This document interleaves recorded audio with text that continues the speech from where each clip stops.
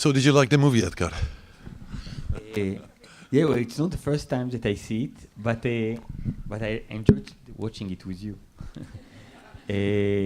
Yes, it's very strange to see yourself in a documentary. I think the sensation is very much like hearing your voice on an answering machine.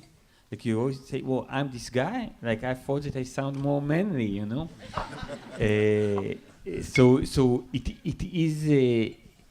it is strange, but I think that you know, when somebody makes a documentary about anything, basically it's like when I'm telling a story, you pick the facts that are relevant to the question that you are asking. You are basically making the painting, and I really felt from the first time that I've met Rutger and Stefan that the stories that they wanted to tell was a story that was life-affirming, that it was a story about how we can be better and how we can create and how we shouldn't live on automatic pilot. And I think that the takes that they have on my life is one that I can really connect to. Mm-hmm. Stefan, Rutger, the question for you, and please be honest, because well, we have to start with a question: what's the real story behind the story? Namely, what was the reason why you made this film, and whether what was the idea once you started? Because I have a feeling that it evolved while you were shooting it, but then we'll probably talk about it more.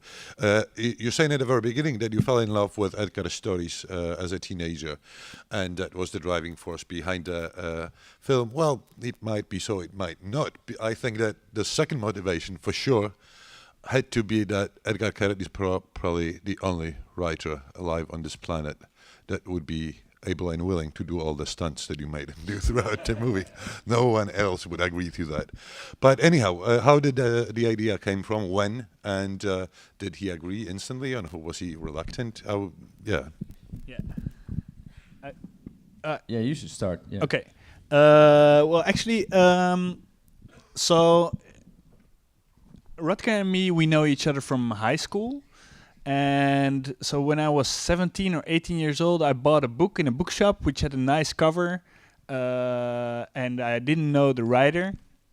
And I read these stories and I really liked them.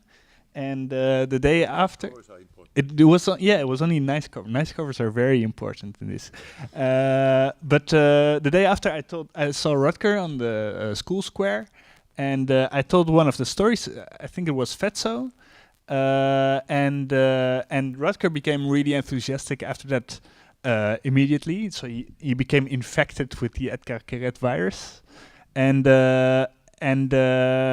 from that moment on, he became a journalist. I became a filmmaker, and 10 years later, we wanted to do a short fiction film of Fetzo. And around that time, Rutger did an interview with Edgar.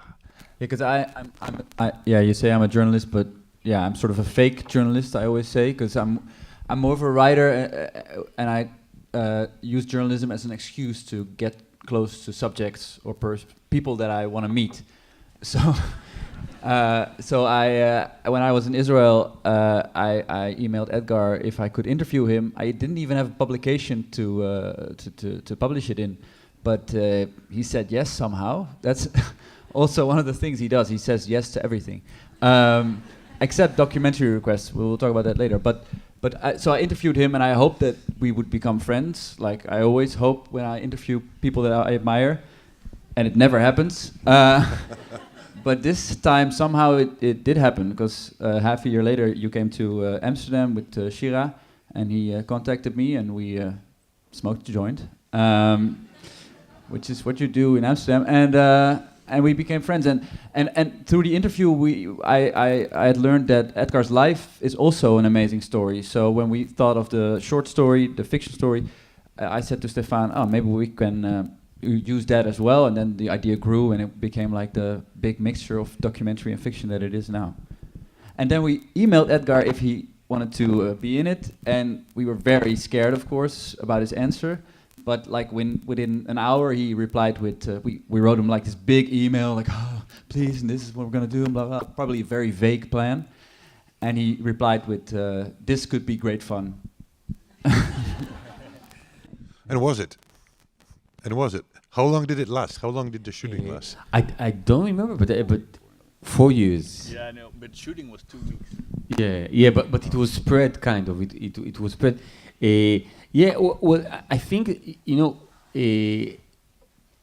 many of the things that I was asked to do in the documentary were not things that were natural for me. Like wearing the uniform or kind of reacting things that had happened to me in life, but it was like I saw two passionate young people who want to do their thing, and I just didn't want to get in their way. I wanted to help them, and I think that there is something about Rutger and Stefan. I must say, especially about Rutger, because he's more problematic than Stefan. That all the time reminds me of myself, and all my life, like I would go to people and I say to them, "Hey, I have this great idea. How about we send a satellite to outer space, and then we send dancers there, and when they dance, it will be like in zero gravity, and they jump." And people say, "No, we don't want to help you with that." So I know this kind of feelings that you want to do something and people block you, and I really felt the passion of I really felt the passion to tell their story, to talk about what interests them, and I didn't want to be the guy who says no, because all my life I hated all those people who said no to me, and so I said, okay, I'll do it. Right, but let's talk about people blocking other people, because being one of the greatest short story writers is one thing, but you also did a lot of work with TV and with cinema. And let's talk about the very end of the movie. Did Etgar and Shira really did give you advice you could not refuse throughout the shooting and throughout the editing of the film? And were they like, "No, come on, where's this camera standing? You better put it on"? Yeah, they were doing that all the time. Or Shira was very quiet. She was. But the end scene is, it's a reenactment of something real. But that actually happened. She gave. It was her idea to start the film with the airport scene. Yeah. Yeah. And then it was Edgar's idea to do a commentary. But actually, the main problem was that Edgar has really a lot of ideas, and it doesn't stop, as they say in the movie. And while shooting, he's also telling these ideas. So you're just filming and you're trying to concentrate on the scene that you need to film that day, and he's saying, "No, we can do this. Yeah, let's shoot this cat. He has a weird face." And then he did have a really weird face, by the way. So you need to pick the good ones and say, well, maybe this time we don't shoot the cat if the cat is a bad idea. So you have to cherry pick them. Right. But there were no actual fights, and strong disagreements throughout the shooting. Well, yeah, you can't make an omelet without breaking a few eggs, as they say. So, especially in Israel, where people, they fight for breakfast sometimes, which is good, because that's why there are a lot of stories there. People told us every story is a conflict, and we have a lot of conflict here. So there was one moment when we interviewed your mother, and you should never mess with mothers in general, especially with Edgar's mother, because she's a great person. But it was very early in the morning, and we had this disagreement about which questions we could ask her and which we couldn't, and I asked the wrong question, and you. No, it's not such a big deal. The thing was that my mother was kind of never interviewed for anything on television, and I said that they can talk to her about anything, but that I don't want her to talk about the Holocaust. And somehow, when they spoke in a very natural way, it came to kind of natural way to ask a question about the Holocaust. And the truth is that I was very stressed because I was afraid that it will be a bad experience for her. And I said, but you know, I asked you not to talk to her about the Holocaust. But I must say that in general, I don't think that we had any artistic conflicts because in a very clear way, I always said, you know, it's your film, you know, and I can give you an idea or I can think about something, but it's your film, and you're the one who called the shots. Yeah, I think one idea that Etgar suggested was that the security guy at the airport would say about Stephan's girlfriend that she had a weird haircut. This was a line that he wrote, and you also suggested other stuff like in the animation of A Healthy Start. In the end, when the guy is beaten up and he smiles because he can imagine himself with the woman, the smile was bigger, right? But no, I asked that we see the woman. Oh, did you see the woman? Yeah. I thought you wanted a smaller smile. Well, it's stuff like that, but it was more details, and it was yeah. I mean, he is also an experienced. He's the best storyteller in the world, so you would have to be crazy not to listen to his suggestions. But best storyteller, and this is basically your movie has three parts. The way I saw it, and one is story of Edgar's life, or part of it. One is the animations of the short stories, and the third, not most important, but most equally exposed theme is the themes about telling the truth, and that's something that really surprised me because I was even irritated a little bit when the first time I saw it. I mean, come on, you guys, do you really have to tell me what's the difference between fiction and real life? I mean, would you ask Cervantes whether Don Quixote really lived and Sancho Panza was a real person? And then once you watch the movie, and I watched it 3 times already, it turns out that you do have to talk about this because even New York City critics, literary critics, get it all confused. I mean, the moment when you hear from him in a cafe saying, well, the true story is better than the one you made up. For me, it was the most surprising part of the movie, and I think one of the most that made the biggest impression on me. And was this something that you knew from the start, that this was going to be one of the themes? Well, the title suggests it as well. So, at which point you knew that this is going to be a big thing? No, we always knew that it would be a documentary about telling stories. Right. And we knew that Etgar was great at telling stories. When we started, we didn't really know exactly what the conclusion of it would be.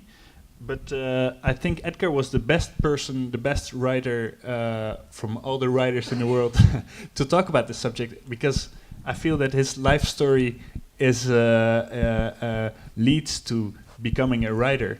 And he has experienced really why we as human beings need to tell stories to each other, I feel. Right. Okay.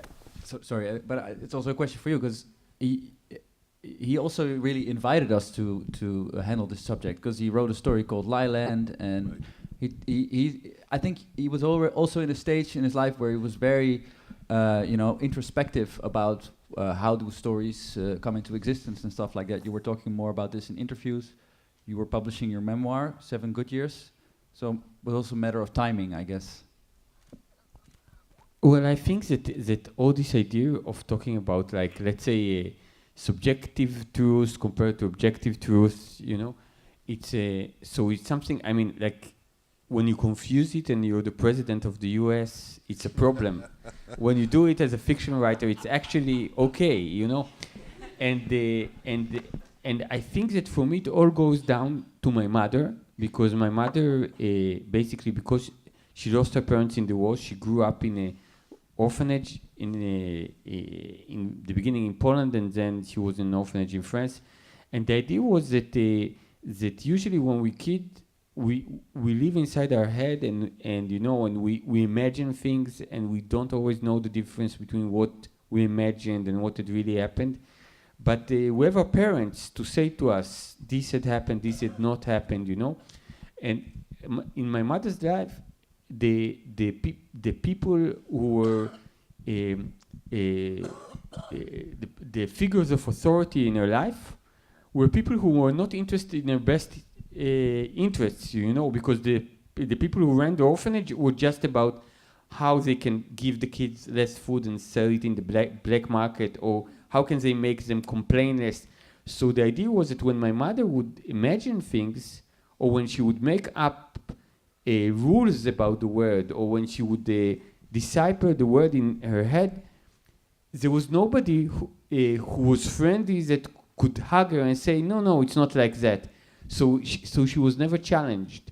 And I think in a sense that my mother, even now that she's over 80, she stayed a child in that sense. And when she said, if it rains, you don't have to go to school, right, it made perfect sense for her. And when I grew up and I had a child, when it rained, I said to my wife, you can't go to school because it rains now. And my wife said, what's this nonsense? And I said, no, like, they don't teach him anything. I said, okay, but they don't teach him, but you know, it's he has to go to school. And I think that I kind of grew up in a place that it was all about how it's okay to imagine things as long as your heart is in the right place, how it is okay not to confirm and to be an anarchist as long as you don't do it for a bad reason. And I think that, you know, that when I wrote the story of Lyland, the whole idea about it was that I was trying to say that a lie is like a tool, you know, it's like a hammer. So if you use a hammer to bash somebody's head, you know, then it's not good. But if you use it to put a nail in the wall and put a picture on it, it's actually okay. When I grew up in a house, in a home where my mother would tell things that I couldn't tell if they were true or not. And you know what? She couldn't tell either, because I came with my mother to Poland when she was 80 years old, and we went to Mościonów, the place where she grew up, she was born, and we went to Warsaw, and we went to all the places that she knew. And she said to me, on the way back, she said to me, it was such a relief because all the things I remembered as a child, there was nobody alive who could confirm or refute them. Like, so when I said to you, there was a beautiful tree with red flowers next to my window, I didn't even know if it was true or I made it up. And I didn't have anybody to ask about it. So going back to Poland, it was such a relief to see that so many things that I was unsure of really existed, you know. And I think that this was something that also kind of made this theme of the relationship between the words that you imagine and the words that you don't imagine, that is real. What is important? Like, are the facts important, or is the essence of thing the thing that is really important? Right. So the legacy of your mother of not sending the kid to school when it rains sort of lives on, because you pass it on to your son, and then you pass it on through your short stories, and it's going to turn out that all of us are not going to send our kids to school when it rains soon. But so I actually have a take on it. I take Lev on trips overseas, and it's always like kind of the same, because in the Israeli educational system, you cannot just take your kid for 2 weeks to New Zealand, you know. So it's always the same. I fly to New Zealand, and then I text from the airport, hi, I'm with my son in New Zealand. Actually, he was supposed to stay with my mother, but she didn't feel well, and I didn't know what to do, so we bought an extra ticket. I'm so sorry. We'll be back in a few weeks. I don't know exactly when. So you know, so he goes out in the rain because my wife insists. But I find other ways not to send him to school, because I also think that they don't teach you things that important. Right. Now the question for you guys. You said that you were working on this movie for 4 years, and we're gonna see some materials, the making of later on. So we're gonna learn what did happen behind the scenes. But the first time I saw it, I thought to myself, well, there is Edgar's biography in here. There is a lot about storytelling. There is a lot about where it comes from. We meet a lot of characters that we know from Edgar's stories, but there's no discussion of something that is, to me, most prominent feature of one of the most prominent features of Edgar's writing, which is humor. There's no discussion of humor in that film, and I thought to and I thought to myself, well, why? And then my answer was, well, because the film itself is funny, and that may be the reason. But was it on purpose? Was the entire film to be? Did you plan it in a way in which it sort of mimics Edgar's writing? Yes. We didn't want to talk about humor. Talking about humor is always a bit weird. Yeah, but definitely not funny.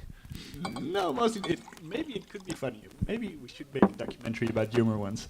But that will be another film. This was primarily about telling stories, indeed. But also we wanted to capture the mind of this guy here, and we thought the only way to put it in a film is like to get the feeling that everything could happen in any moment.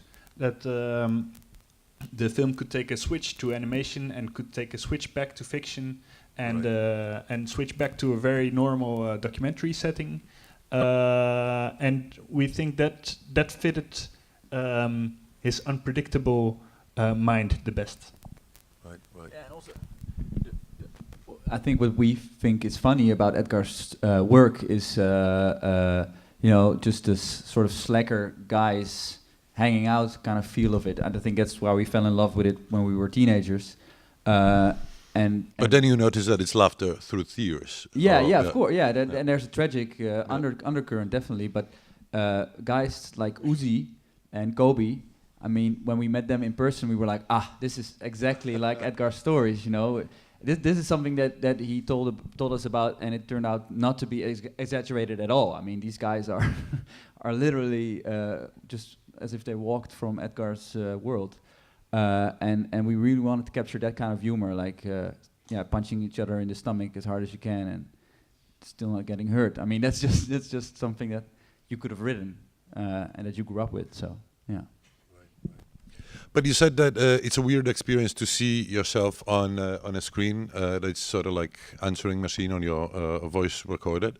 But I think that one thing that if I were you, and that I would feel possibly slightly uncomfortable with after seeing that movie, is that you, at least I have a feeling, but maybe you tricked me and maybe it's not entirely true, but I have a feeling that you did capture the mind of your hero, of Edgar, but also you capture minds of other people who have their own impression or ideas about Etgar Keret. And it turns out that the idea of Etgar Keret is completely different from the ideas of Etgar Keret of all these people around, including close friends, because I can understand that. No, it's totally true. It's like, you know, when I saw the movie, and Jonathan, who's really close friend of mine, says some of the things he says about his son, they can't be true. Now, I never told him any made-up story about my son.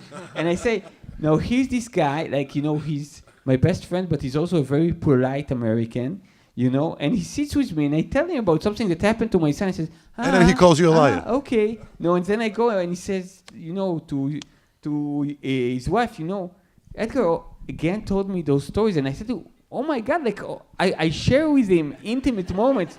Me and my son, I didn't tell anybody. I just tell him, and he says, "Oh, it's Edgar again, going on with his." And I must say that, you know, that. So that relationship is over. I understand. No, like people like Gur, for example.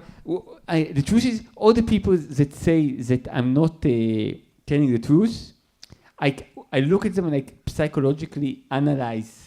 You know why they say it? Because with Gur, it's a very clear thing. Because, you know, I fly to Indonesia. I tell him a crazy story how they didn't let me go through, and how the literary festival, they sent a guy who works in a zoo, and his job is that whenever they send predators like a lion or a snake or scorpion, his job is to get them through customs. So they sent him to get me through customs because the Indonesian people wouldn't let me in because I had the Israeli passport and we don't have diplomatic relationship. And I look at the Gur, and Gur like is either saying, man, this guy has an exciting life while I sit here at home. So I either think he's a liar or I'll kill myself, you know? So we said, it's statistically impossible. It's not statistically impossible. You're just jealous, you know? And But also his wife calls him a liar, so... it's not. Right on. Should we see the photos? Yeah. Actually, I was expecting that all of the photos that you've sent were going to be shown, but the organizers of the festival have just picked 9. So we're gonna There see were some inappropriate pictures there. some of the pictures, and please do tell us a story behind it. Well, this is, I guess, self-explanatory. We have seen the... You have very nice shoes, by the way. Oh, shut up. No, the shoes are connected to a different story. Give me a break. Yes. So, yeah, there's, I guess, nothing to tell about this picture as we really have seen. Edgar has a very nice face here. Yep. And you were barefoot, and they were dragging you through that pavement. Oh. But so was my father. There you go. And what about the car, though? Yeah, we had that especially made like this. This was the only car left, and it was the guy who did the production design did a lot of research on what kind of police cars there were at the time, and he also the signs that he pasted on the car are from that time. So he did a lot of time on that. So you had it made specially for the movie? Yeah. Right on. Yeah, and in the background you see Toyota Priuses going. Right. So that's not in the 70s. Right. But the police suits, they weren't really well made. They were too big. Here, this guy that doesn't fit really well. But So these aren't modern. These are from back in the day. Yeah, I guess those are old too. Just the sizes don't really fit. Right on. Yeah. Możemy prosić o następne zdjęcie? Halo, halo? Next one. I guess we're stuck. Or should I tell more? No. There's nothing to... Oh, there we go. Oh, what's this? Oh, this is the same car. Yeah, it's the same car. Yeah, they're pushing it. So you had the car specially made, but it didn't work. Right? It didn't work. It did work, but we needed to be silent because Edgar was telling the story here. Ah, And, right. There you go. And we put the car sounds. We put the car sounds afterwards underneath. Also, the car sounds are fake, but they're from that time as well, from old cars. Right. So it's based on a true story. Yeah. It's all fake. Also, very important thing why we made this documentary is that to show that you should never trust documentaries. Right. Well, and you actually see it from the beginning because it doesn't happen on everyday basis that main characters in documentary do acting. Yeah, Right. No, he's a very good actor. Yeah. And this is on the beach. We in the story there was a monkey. So you switched it to parrot. Yeah, because there's a law. Is it working? Yeah, it's working sometimes. There's a law against filming monkeys in Israel, so we switched to the parrot. We're very sensitive to monkeys' rights in Israel. Yeah, this is the Negev desert. I think it's one of the most beautiful places on earth. Yeah.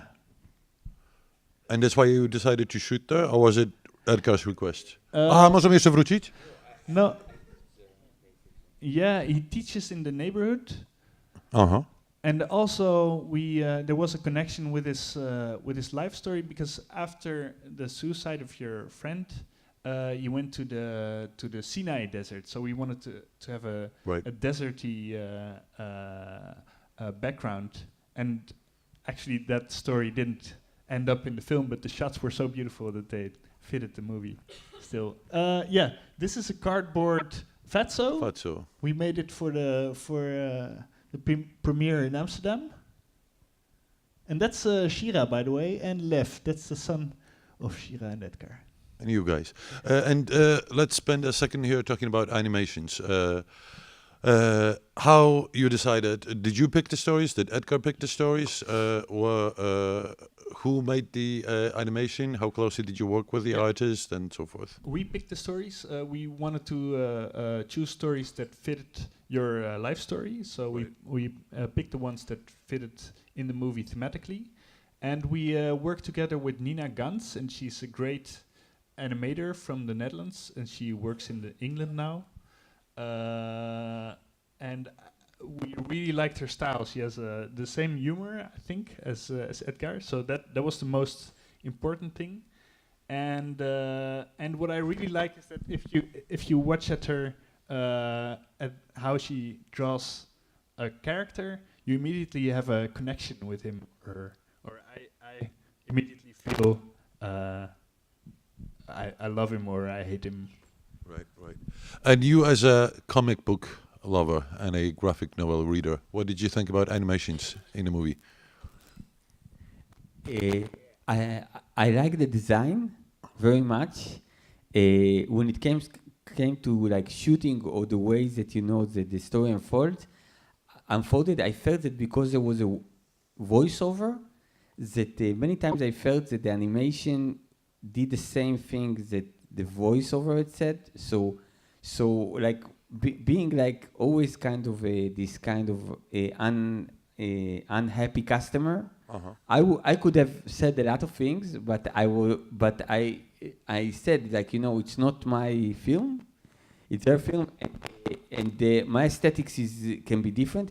But the only thing that I really asked was that in the end of the story, healthy start when the guy gets punched. Right. He hugged him. That I wanted to see the woman, and there was something about it that because I really like the style of the animation, I think that my yearning to see the woman was because I wanted to see how the animator would illustrate her, and I really liked the way that she illustrated her, not as somebody who's really like a very beautiful or something, but that she just illustrated it as a very intimate moment.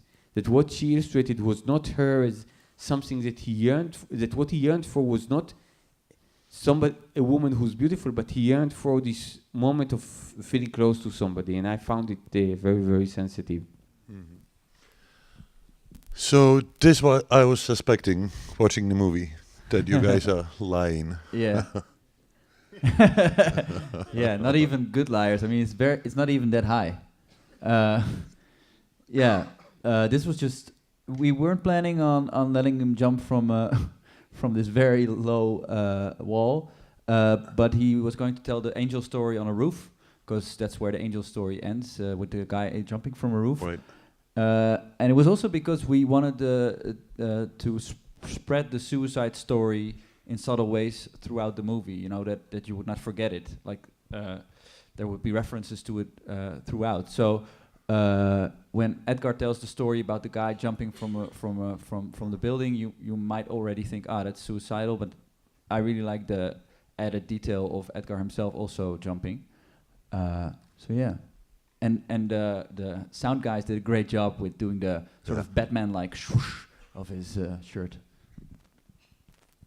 Right, Rutger. You, oh yeah. That's my girlfriend, actually, the one. Second to last. Yeah. She hated this. She hated this moment. Yeah, and this is the moment where Etgar crawls from the pipe. That's probably a moment that Etgar hated, but yeah, and but it turned out really nicely. You should talk about this. You're the real director. Yeah, well, a lot of people looked very strange. Also, when you film in in Tel Aviv, everybody knows Etgar in Israel. So every cab driver even knows him. I don't know, in the Netherlands, you can't. There's no rider that every cab driver knows.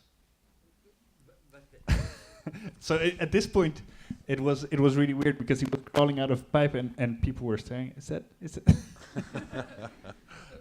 But I just want to say that it's not that they know me like as a public figure. They just know me because it's a small place, so everybody knows me. So so it's kind of I feel that when people approach me in the street in Israel and talk to me, it's not like when you go, I don't know, to some place and they talk to you as if you're somebody famous that they saw on TV. Yeah. I think that there is something about the stories and I write and the characters of Israelis that when they talk to me, like after 5 seconds, like I'm sure I went to school with them, It's like usually when they come, like they don't say like, excuse me, Mr. Keret. It's like kind of they go, how are you doing, man? And very quickly I say, yeah. They're my friends. I knew them for a very long time, and I think that also when we chat, it actually sometimes makes things very easy because you ask somebody to help you or to do a favor, and they immediately react as if we have some kind of a shared past, and it's something that I really like about being an artist in Israel. That it's not as if they say, "Oh, you're an artist, you're important." They say, "Oh, we shared a moment together. You were with me that day when my girlfriend dumped me." And there's something that I like about this feeling. But now it comes to a worse moment, the moment of conclusion, because the movie, we've all seen it. Probably I urge everyone to see it over and over again because I have a feeling that with each seeing, I get more out of it. But bottom line is, we watched the movie, we watched part of your life, we watched your ideas about storytelling. I think that the two very convincing bits are about structure and about the truth of emotions that and a part with a unfortunate coffee drinker. I think that's the essence in my mind, not only of writing, not only of Etgar Keret's writing, but of writing as such. Having seen it many times already, is there anything that you'd like people to know about you that's not there, or do you think that these guys did a good job? I think they did a great job, but again, no. I think that basically when it doesn't matter when you write a story or when you make a documentary. I think that when you go, you see a pile of facts, right. and the filmmakers, they take the facts that are interest them the most and they structure them in a way that makes sense for them. So I think that this film, it's not about me. It's about Stefan and about Rutger and about about the meeting point with me. So I may think like if I would want to tell the story of my life, I would talk about this or would talk about that. Right. But it's a little bit like a relationship. It's like when I met my wife, I would see a lot of football games. And what would happen was that whenever I would watch football games, it would really, really bore her, but she would be really nice about it. And at some part of our relationship, I stopped watching football games and started doing stuff that we would do together, And I think that this makes sense because in a relationship, it's not that you impose who you are. It's like two people who can find a meeting point between them, and in this kind of ecosystem, new things grow. And I think it's the same goes for movies, So for me, if there was any kind of a feeling, it wasn't they got it wrong, but it was, this is the thing that interests them. Wow, that's interesting, because I would have never thought that they would find this interesting. Right. Let's just hope that people get it, because some of the characters in the movie had a hard time differentiating between fiction and non-fiction, and most of the people are used to the fact that documentaries are true, but luckily guys decided to just tell us over and over again that what they're doing is not exactly a documentary. Yeah.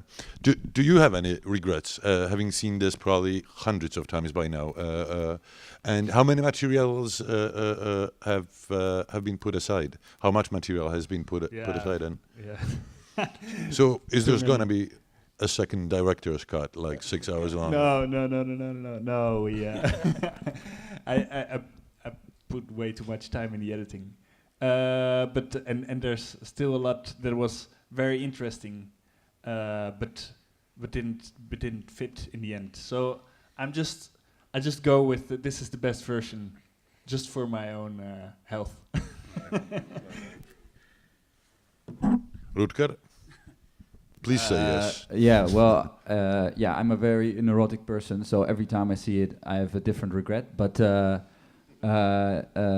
no, but in the end, I think it's something that is as good as it could be, and we put out so many versions and talked about it so much, and in the end, it was like even at the last minute when we had to send it in, it was like the last second we were still sort of texting back and forth, and then Stefan literally texted to me like, "No, this is it.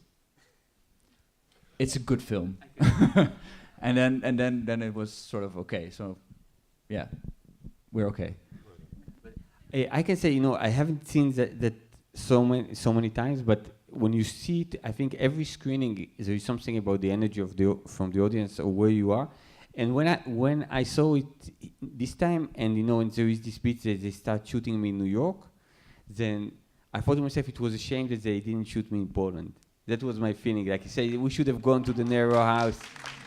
We would have a great time there. Yeah, no, this is true. Yeah, I actually went here with Edgar for research, and I saw when he was signing, there was a huge line, and I was totally blown away that people know him so well, and even more when I found out that so both your parents are Polish, and that your mother always says that you're not an Israeli writer but a Polish writer in exile. That's and to see that there's so many people coming this evening in Poland, that's really amazing, which proves your mother's point.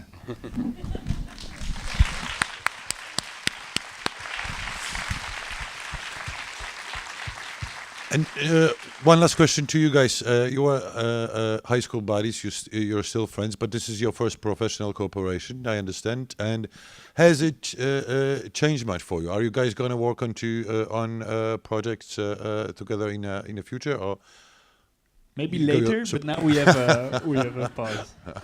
I don't. Yeah, I think in a way we're better friends than we used to be, but we had to go through some really rough times to get there. But it's good. It's good. Just like the film. Rough times. Yeah. Right on.